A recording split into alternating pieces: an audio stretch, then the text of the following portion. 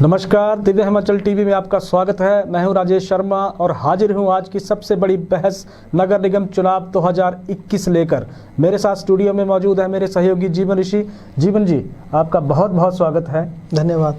आज हम चर्चा करेंगे कि हिमाचल में क्यों खास हो गए नगर निगम के चुनाव, यानी छोटे शहरों की राजनीति इतनी बड़ी क्यों हो गई, क्यों सारी मशीनरी, सारा तंत्र, पक्ष और विपक्ष चुनावी अखाड़े में कूद गया, क्यों मुख्यमंत्री समेत तमाम नेताओं के तेवर और तरीके ही बदल गए, क्यों अब ये 4 शहर वीवीआईपी हो गए और बाकी अनाथ होकर रह गए। चुनावों से ठीक पहले ही अनिल शर्मा का सब्र क्यों छलका, उन्होंने क्यों कहा कि वे भाजपा के बंधुआ मजदूर नहीं हैं। अभी तक छितरा सा नजर आने वाला विपक्ष एकजुट कैसे हो गया, और जिक्र सरकार का भी करेंगे जहां हर नेता बेताब है क्योंकि उनके सामने परीक्षाएं बहुत हैं। इसी बारी बारी चर्चा करेंगे, पर सबसे पहले सियासी हालात की बात करते हैं। धर्मशाला, पालमपुर, मंडी और सोलन की सियासत को जीवन जी कैसे देखते हैं आप? सबसे पहले हम मंडी पे चर्चा करना चाहेंगे। जिस दिन पार्टी चिन्ह पे इन चुनावों को करवाने की घोषणा हुई थी, उसी दिन ये तय हो गया था कि ये बहुत ही बड़ा सियासी घमासान प्रदेश में मचने वाला है। तो खैर, अब मंडी की बात चली है तो पहले हम मंडी पे आएंगे। जी। मंडी में आज और अगले कल 2 दिन में ही मुख्यमंत्री जयराम ठाकुर 15 रैलियों को संबोधित करने जा रहे हैं। जी। तो इसी से अंदाजा लगाया जा सकता है कि इसको सरकार कितनी गंभीरता से ले रही है।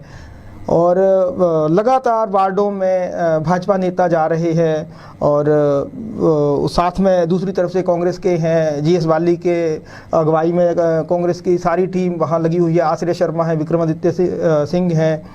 तो दोनों ही पार्टियां कोई भी मौका गंवाना नहीं चाहती।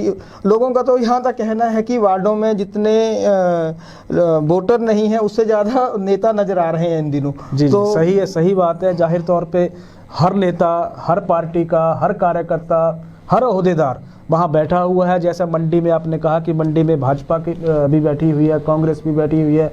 आप वहाँ अपने आप के लिए कुछ संभावनाएं तलाश रही है, जमीन आज़ाद उम्मीदवार भी तलाश रहे हैं। पर सबसे बड़ा सवाल कि ये क्यों खास इस बार नज़र आ रहा है, मंडी का खासकर जहाँ जिक्र हो रहा है। मंडी में हालिया विधानसभा और लोकसभा चुनावों में भाजपा ने जीत हासिल की है, बड़ी जीत हासिल की थी। और इसी वजह से भाजपा में ऐसा लगता है भाजपा को कि अगर मंडी हारेंगे तो पूरे प्रदेश में गलत संदेश जाएगा। तो इसी कारण बीजेपी वहाँ पूरा जोर लगा रही है। और जहाँ तक कांग्रेस की बात है तो कांग्रेस भी वहाँ ज़मीन तलाश रही है और कहीं ना कहीं ये संदेश देने की कोशिश कर रही है कांग्रेस की भाजपा अगर वहाँ हारती है तो ये मुख्यमंत्री जयराम ठाकुर के लिए एक बहुत बड़ा झटका होगा। और हम सोलन का जिक्र करेंगे। सोलन में कहाँ से और कैसे चुनावी हालात बदल रहे हैं? कल इतना बड़ा वहाँ ड्रामा हो गया, मुख्यमंत्री की रैली में, मुख्यमंत्री की जनसभा में एक तरह से कांग्रेस ने वहाँ पहुँच के नारे लगा दिए, प्रदर्शन कर दिए। तो इससे क्या वहाँ संदेश देना चाहती है पार्टी? सोलन में दोनों ही पार्टियों की अपनी अलग अलग दिक्कतें हैं। सोलन में भाजपा के की जहाँ तक बात है तो पहले जब राजीव बिंदल खुद सोलन से लड़ते थे तो वो लगातार जीत भी रहे थे। उसके बाद उनको नाहन जाना पड़ा, तो उनके जाने के बाद जो वहाँ शून्य पैदा हुआ है सोलन में, उसको पार्टी उसकी भरपाई नहीं कर पाई है। तो भाजपा वहाँ कम बैक करना चाहती है क्योंकि नगर परिषद में भी कांग्रेस हावी रहती है वहाँ, और पिछले इस विधानसभा चुनावों में भी भाजपा की हार हुई थी वहाँ। तो भाजपा का यही प्रयास है कि वहाँ किसी तरह से नगर निगम चुनावों में जीता जाए। और यही पिछले कल की बात की जाए तो 8 रैलियाँ करनी पड़ी मुख्यमंत्री को, जो कि एक बहुत बड़ी बात है। जी, सोलन से हमारे साथ जुड़ चुके हैं हमारे सहयोगी भूपेंद्र ठाकुर। भूपेंद्र जी, बहुत बहुत स्वागत है आपका। क्या है सोलन के, क्या हालात हैं, कैसे लग रहा है, क्या कहाँ चुनाव जा रहा है? नगर निगम सोलन का चुनाव इस बार पूरी तरह से चुनावी अखाड़ा बन चुका है। भाजपा और कांग्रेस के प्रदेश स्तरीय नेता आए दिन सोलन में रैलियां कर रहे हैं। मुख्यमंत्री जयराम ठाकुर स्वयं बीते एक माह के दौरान तीसरी बार सोलन आ चुके हैं। बीते दिवस वो सोलन में थे, एक ही दिन में उन्होंने 8 जनसभाओं को संबोधित किया। तो ऐसा शायद पहली बार हिमाचल प्रदेश में देखने को मिल रहा है जब भाजपा और कांग्रेस दोनों ही दल यहाँ पर पूरी तरह से जो चुनावी प्रचार में डटे हुए हैं और प्रचार का जो स्तर है वो लोकसभा या विधानसभा में इस टाइप का जो माहौल है वो देखने को मिलता था। नगर निगम के चुनाव में इस टाइप की प्रचार शायद पहले कभी हुआ नहीं होगा। सोलन की अगर हम बात करें तो सोलन में पहले नगर परिषद थी, वार्ड मेंबर का चुनाव होता था, तो सादे तरीके से ये चुनाव होता था, कोई इतने बड़े स्तर पर चुनाव नहीं होता था और मुख्यमंत्री की इन्वॉल्वमेंट इससे पहले वार्ड मेंबर के चुनाव में नहीं रही।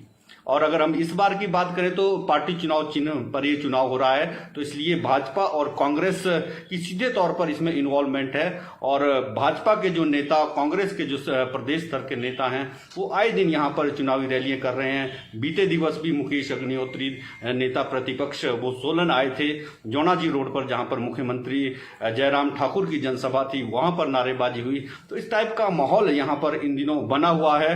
हालांकि कल जो है चुनावी प्रचार थम जाएगा, लेकिन अगर हम बीते हफ्ता 10 दिन की बात करें तो भाजपा और कांग्रेस की जनसभाएं यहाँ पर लगातार हो रही हैं। और आने वाले कल जो है पूर्व मुख्यमंत्री वीरभद्र सिंह भी सोलन आ रहे हैं, वो जनसभा को संबोधित करेंगे।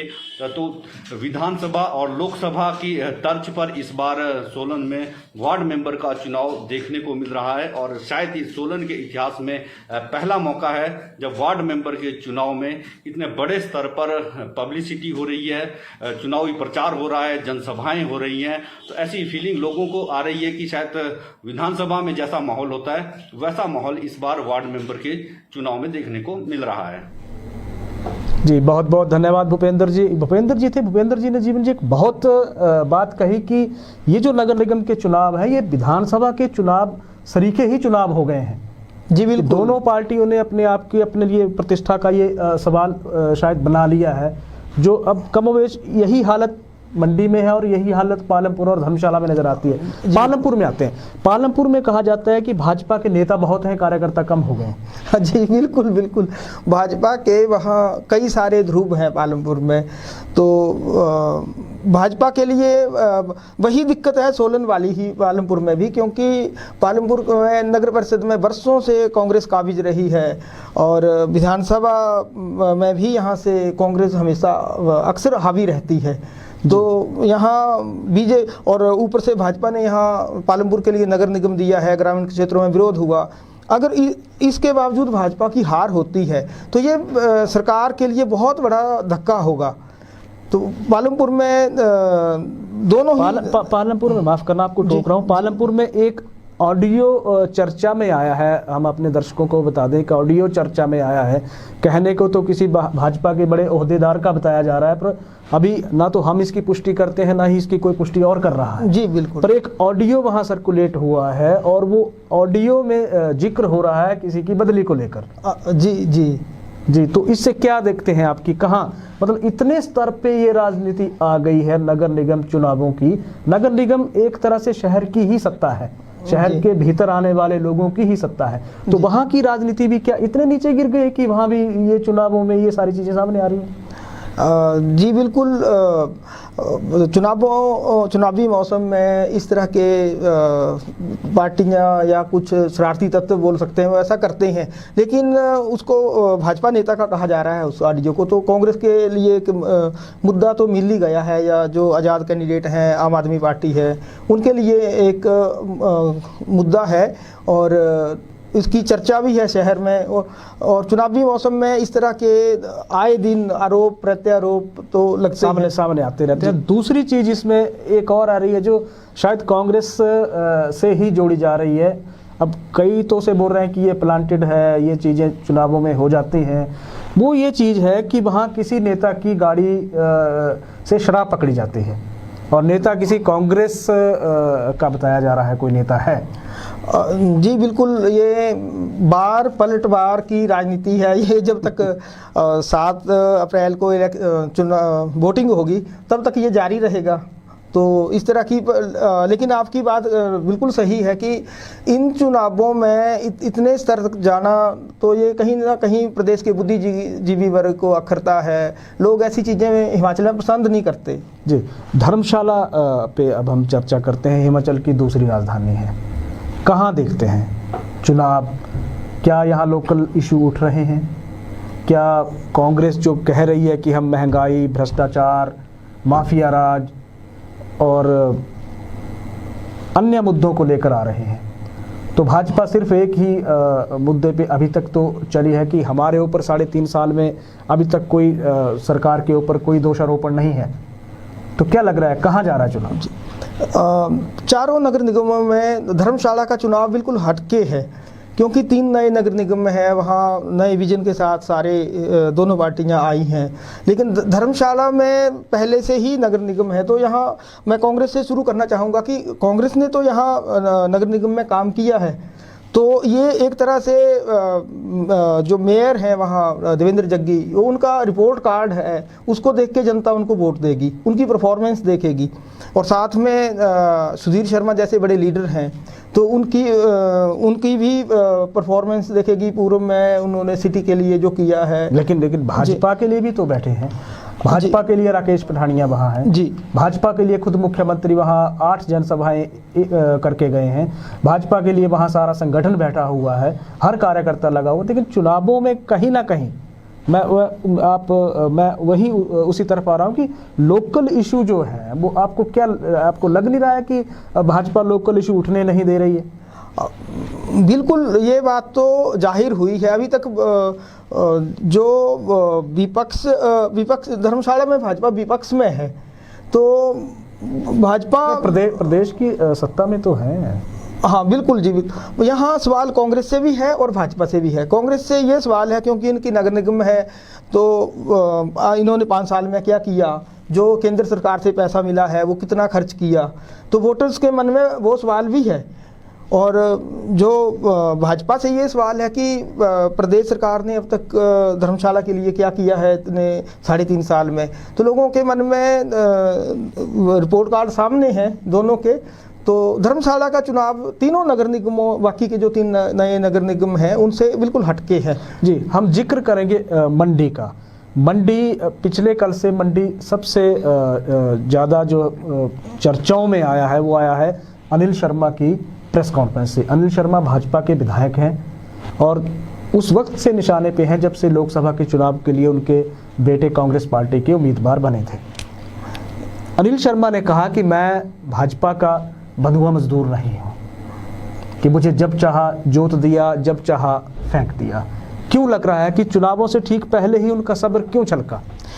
जी, ये काफ़ी पुरानी अंदरूनी लड़ाई है भाजपा की और अनिल शर्मा के बीच में। तो उसी समय गतिरोध तेज हो गया था जब लोकसभा चुनावों में आश्रय शर्मा को टिकट नहीं मिला था, तो उस दौरान काफ़ी राजनीति हुई थी। उसके बाद भी मंच से कई बार अनिल शर्मा को भाजपा के नेताओं ने टारगेट किया था।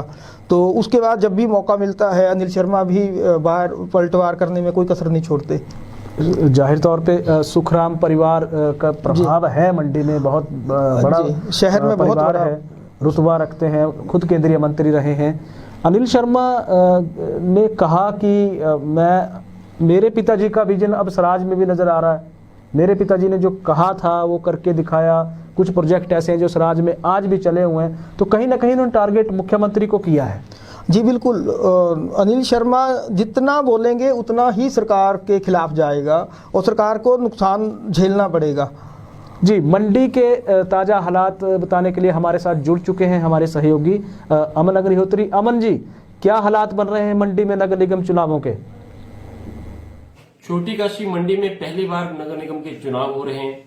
भाजपा कांग्रेस के बीच यहाँ कड़ी टक्कर देखने को मिल रही है। इसके साथ ही आम आदमी पार्टी और आजाद उम्मीदवार भी मैदान में हैं। पहला ही चुनाव बड़ा चुनाव बन गया है। वजह साफ है, एक तरफ प्रदेश के मुख्यमंत्री मंडी से हैं तो दूसरी तरफ ये चुनाव कांग्रेस के लिए कम बैक का एक अवसर बने हुए हैं। पिछले विधानसभा चुनावों में कांग्रेस की करारी हार मंडी से हुई, उसके बाद लोकसभा चुनाव में कांग्रेस को हार का सामना करना पड़ा। कांग्रेस पूरी तरह से जिला में की अगर हम बात करें तो राजनीतिक रूप से हाशिए पे है। ये चुनाव कांग्रेस के लिए एक मौका लेके आए हैं कि वे इस चुनाव से कमबैक करें और अपनी खोई प्रतिष्ठा को वापस पा सकें। तो दूसरी तरफ ये चुनाव इसलिए भी बड़ा हो चुका है क्योंकि मुख्यमंत्री जयराम ठाकुर मंडी से हैं। मंडी को नगर निगम का दर्जा उन्होंने दिया है। मंडी नगर निगम में अगर भाजपा की बड़ी जीत होती है तो जीत का संदेश दूर तक जाएगा। यही नहीं, अगर भाजपा को यहाँ हार का सामना करना पड़ता है तो हार का संदेश दिल्ली तक पहुंचेगा। यही वजह है कि भाजपा की तरफ से न सिर्फ मुख्यमंत्री जयराम ठाकुर, उनके मंत्री जल शक्ति मंत्री, शिक्षा मंत्री गोविंद ठाकुर, तकनीकी शिक्षा मंत्री मार्कंडेय, बोर्ड निगमों के कितने ही चेयरमैन और भाजपा के पदाधिकारी इस चुनाव में जुटे हुए हैं। मुख्यमंत्री जयराम ठाकुर खुद वार्ड वाइज जाके वार्ड स्तर पे पहुंच के नुक्कड़ सभाएं कर रहे हैं। तो दूसरी तरफ कांग्रेस भी समझती है कि इस चुनाव से अपनी खोई हुई प्रतिष्ठा को वापस पाया जा सकता है। इसीलिए कांग्रेस के प्रदेश अध्यक्ष कुलदीप राठौर, विक्रमादित्य सिंह, आश्रय शर्मा के अलावा कौल सिंह ठाकुर और अन्य कांग्रेस के नेता भी चुनाव में लगातार प्रचार प्रसार कर रहे हैं। यही नहीं, कांग्रेस फेसबुक के माध्यम से, सोशल मीडिया के माध्यम से पूर्व जो केंद्रीय मंत्री हैं राजनीति का चाणक्य जिन्हें कहा जाता है, पंडित सुखराम, उनका भी एक मैसेज जारी कर चुकी है। धन्यवाद अमन जी। जीवन जी, अब हम फिर आते हैं कि अभी तक के चुनावों में हमने देखा है, अभी तक के प्रचार में हमने देखा है कि विपक्ष हमें छितरा सा नजर आ रहा था। कांग्रेस के 2 कार्यकर्ता या 2 नेता इधर चले थे, 2 उधर चले थे, 2 उधर चले थे, एक जगह वो नहीं थे पार्टी में, मतलब क्या कहीं नजर नहीं आ रहा था जी। अब ऐसा क्या हो गया कि अब एकाएक लग रहा है कि भाई कांग्रेस जोश में है और एक साथ विपक्ष एकजुट हो गया है? जी बिल्कुल ऐसा कह सकते हैं, क्योंकि जो चीज़ें दिख रही हैं धर्मशाला से हम अगर बात करेंगे, पहले तो धर्मशाला में मुकेश अग्निहोत्री राठौर हैं, इन्होंने धड़ाधड़ दौरे किए हैं। इसके अलावा सुधीर शर्मा हैं, वो एकाएक एक्टिव हुए हैं। तो इस वजह से धर्मशाला में कांग्रेस जो है वो मजबूती से उभरी है। इसी तरह अगर मंडी की बात करें तो पिछले कल जो अनिल शर्मा ने प्रेस कॉन्फ्रेंस की है, उसके बाद कांग्रेस को में एक नया जोश आया कह सकते हैं हम। तो कांग्रेस को टॉनिक तो मिली है। अनिल शर्मा जितना भी बोलेंगे उससे बीजेपी को नुकसान होगा। जहाँ तक सोलन की बात है तो वहाँ अर्जेंद्र राणा और केवल पठानिया पहले से बड़े मैनेजर हैं, तो उन्होंने बहुत अच्छा किया है एकजुट करने में। और पिछले कल जो हुआ है, जो मुख्यमंत्री के काफिले के दाएं आजू बाजू जो नारेबाजी की है, तो उस वजह से एक तरह से बराबरी में दिख रही है सोलन में कांग्रेस। जो पहले अक्सर चर्चा हो रही थी कि कांग्रेस सोलन में पीछे है, तो वहाँ दोनों ही पार्टियां जो है वो बराबर की लड़ाई नज़र आ रही है। पालमपुर में, जहाँ तक पालमपुर में विपक्ष की बात है, तो पालमपुर में विधायक पहले से ही कांग्रेस का है, नगर परिषद में भी कांग्रेस का रहा है वर्चस्व। लेकिन इस बार जो बागियों पे अभी हाल ही में कांग्रेस ने एक्शन लिया है, उससे कहीं ना कहीं पार्टी को ताकत मिली है। तो कुल मिला के अब जो लड़ाई है वो बिल्कुल कांटे की टक्कर नज़र आ रही है। कोई ऐसा नहीं है कि कोई पार्टी जैसे क्लीन स्वीप कर रही है, ऐसी कोई चर्चा नहीं है। बिल्कुल अब वोटर्स पे है, वो 7 अप्रैल का हमें इंतजार करना पड़ेगा। जी, 7 अप्रैल का इंतजार करना पड़ेगा। और उसके लिए मैं बता देता हूँ, हमें अपने दर्शकों को बता देते हैं कि कल शाम को प्रचार थम जाएगा। कल शाम से प्रचार थम जाएगा क्योंकि बुधवार को वोटिंग होगी और बुधवार को ही नगर निगमों को ओहदेदार मिल जाएंगे। इसके बाद हम जिक्र करते हैं कि सियासी जो हालात बदल रहे हैं, सियासी समीकरण यहाँ हर रोज बदल रहे हैं जी। क्या लगता है कि ये विधानसभा के चुनावों की रिहर्सल है या दोनों पार्टियां अगले विधानसभा के चुनावों को इन चुनावों में देख रही है? बिल्कुल, वोटर्स भी में भी यही चर्चा है कि ये हिमाचल की सत्ता का सेमीफाइनल है। ऐसे अक्सर दोनों पार्टियों के नेता बोलते हुए नज़र आ रहे हैं हर जगह। तो इसको हिमाचल विधानसभा का सेमीफाइनल ही कहा जाएगा, क्योंकि अगर मंडी में जो हार जीत होगी उसका लोकसभा के उपचुनाव पे भी असर पड़ेगा और एक संदेश जाएगा जीत का भी और हार का भी, चाहे किसी की भी हो। तो बड़ा संदेश जाएगा और दोनों ही ओर से कई बड़े नेताओं का जो दोनों पार्टियों में भविष्य तय होगा। जी, आपको क्या लगता है कि इन चुनावों में किसकी साख ज़्यादा दांव पे लगी है? भाजपा की ज़्यादा दांव पे है या कांग्रेस की ज़्यादा दांव पे लगी है?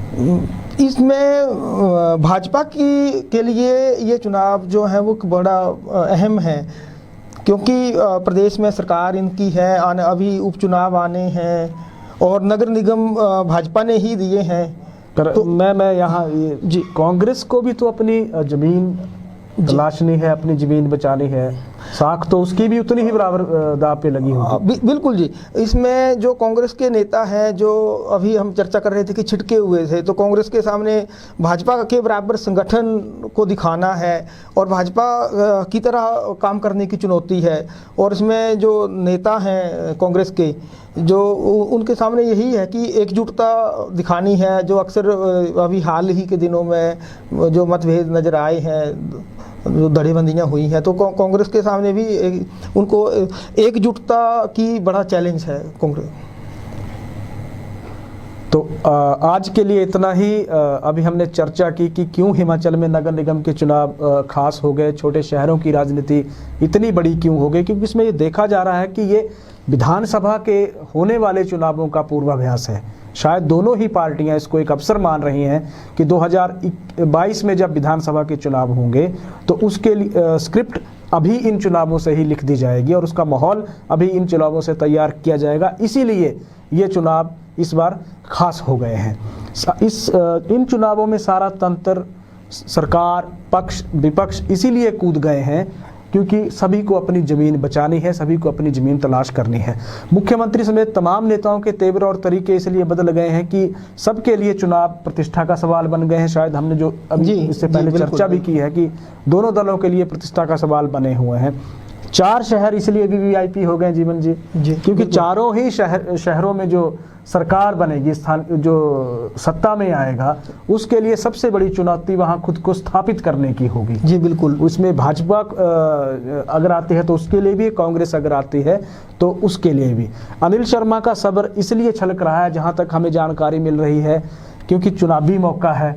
वो भी शायद भुनाना चाहते हैं, वो भी दिखाना चाहते हैं कि मैं भी कभी भाजपा के लिए मैदान में रहा हूं और मैं भी मंडी शहर के लोगों के साथ खड़ा रहा हूं और मैं भी मंडी शहर के साथ खड़ा रहूंगा। इसीलिए उनका सब्र इस दौरान छलक रहा है।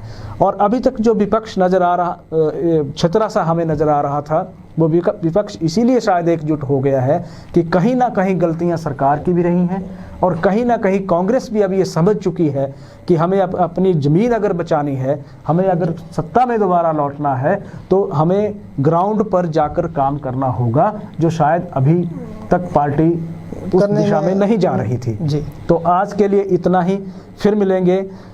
और इस दौरान हमारी अपने दर्शकों से अपील रहेगी कि कोरोना फिर पांव पसारने लगा है, फिर तेज़ी से फैलने लगा है, इसलिए मास्क पहने, 2 गज की दूरी का ज़रूर पालन करें और भीड़ भाड़ वाले इलाकों में जाने से बचें, सैनिटाइज़र का इस्तेमाल करें और अपने आप भी जागरूक रहें और अपने आसपास के लोगों को भी जागरूक करें। इसके साथ ही साथ प्रदेश और देश की ताज़ा जानकारी के लिए दिव्य हिमाचल समाचार पत्र पढ़ें, दिव्य हिमाचल टीवी पर हर अपडेट लें, हर जानकारी हासिल करें और साथ ही साथ www.divyahimachal.com पर जाकर देश विदेश के ताज़ा घटनाक्रम की जानकारी लें। तब तक के लिए नमस्कार।